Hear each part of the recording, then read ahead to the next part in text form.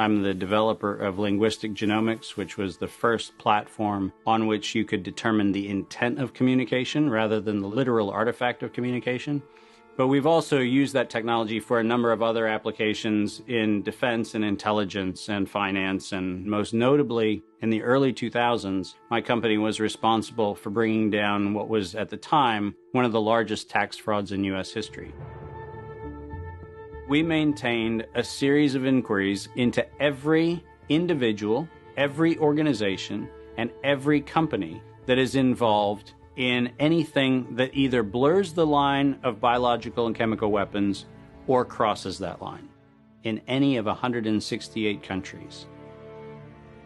In 1999, there were 1 million patents digitized by IBM, and those 1 million patents were the first time human innovation had been put into an electronic digital searchable format. We took that information and we did a very simple exercise using our linguistic genomics technology, where I made the horrific assessment that approximately 1/3 of all patents filed in the United States were functional forgeries, meaning that while they had linguistic variations, they actually covered the same subject matter. In 1999, patents on coronavirus started showing up, and thus began the rabbit trail. March 2003. Panic grips Hong Kong as a deadly new virus sweeps through the city. In 2003, the Center for Disease Control saw the possibility of a gold strike, and that was the coronavirus outbreak that happened in Asia. They saw that a virus they knew could be easily manipulated was something that was very valuable, and in 2003 they sought to patent it. And they made sure that they controlled the proprietary rights to the disease, to the virus, and to its detection, and all of the measurement of it. We know that Anthony Fauci, that Ralph Baric, that the Center for Disease Control, and the laundry list of people who wanted to take credit for inventing coronavirus were at the hub of this story. From 2003 to 2018, they controlled 100% of the cash flow that built the empire around the industrial complex of coronavirus. The World Health Organization has officially named the novel coronavirus the novel coronavirus outbreak. The World Health Organization has declared an international public health emergency.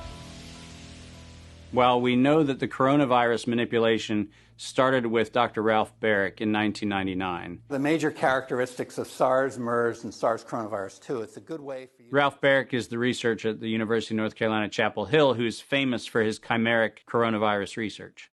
In 2002, there was a recognition that the coronavirus was seen as an exploitable mechanism for both good and ill. On April the 25th, 2003, the U.S. Center for Disease Control filed a patent on the coronavirus transmitted to humans. Under 35 U.S. Code Section 101, nature is prohibited from being patented. Either SARS coronavirus was manufactured, therefore making a patent on it legal, or it was natural, therefore making a patent on it illegal. If it was manufactured, it was a violation of biological and chemical weapons, treaties, and laws. If it was natural, filing a patent on it was illegal. In either outcome, both are illegal.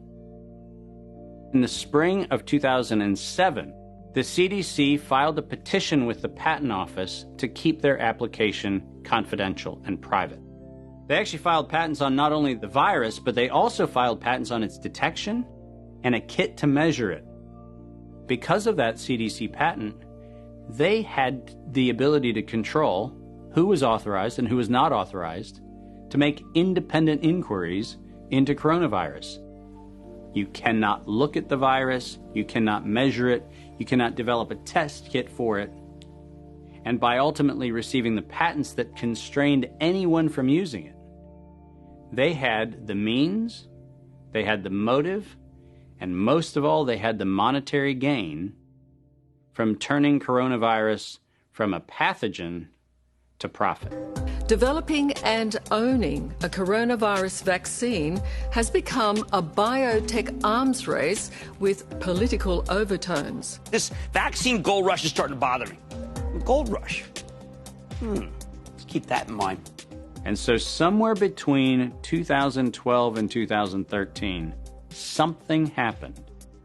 The federal funding for research that was feeding into places like Harvard, Emory, University of North Carolina, Chapel Hill, that funding suddenly became impaired by something that happened at the NIH, where the NIH got this little tiny moment of clarity and said, I think something we're doing is wrong. And in 2013, the NIH said, gain-of-function research on coronavirus should be suspended. The National Institutes of Health had a moral and social and potentially legal reason to object to research. But the letters that were sent to the researchers essentially said, you are receiving notice that we're telling you to stop. And now on the bottom of the page, we're going to clarify what stop means. Keep going. But when the heat gets hot in 2014 and 15, what do? You offshore the research. You fund the Wuhan Institute of Virology to do the stuff that sounds like it's getting a little edgy with respect to its morality and legality. But do you do it straight way? No.